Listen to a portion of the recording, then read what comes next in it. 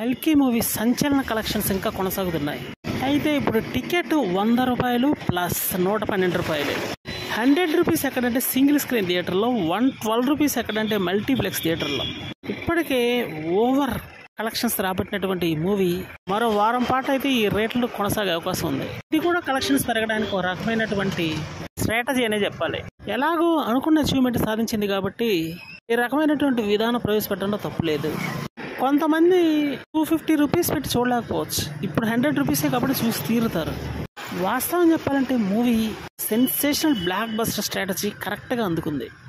Prabhas movies లైన్లో వచ్చినటువంటి ఈ మూవీ సంచలనంగా మిగిలింది. ప్రభాస్ని ఎందుకు ఇండియన్ హీరో అంటారు అంటే ఇందుకే. షారూఖ్ ఖాన్ అక్కడక్కడ హిట్లు కొట్టినా 1000 కోట్లు కలెక్షన్లు రాబట్టినా దానికి ఒక లిమిట్ ఉంది. కానీ ప్రభాస్ యొక్క స్టామినాకి లిమిటే లేదు. ఎందుకంటే ఈ కలెక్షన్స్ చూస్తేనే అర్థమవుతుంది ఎంత అద్భుతమైనటువంటి అచీవ్మెంట్ అనేది మామూలుగా ఉండదు.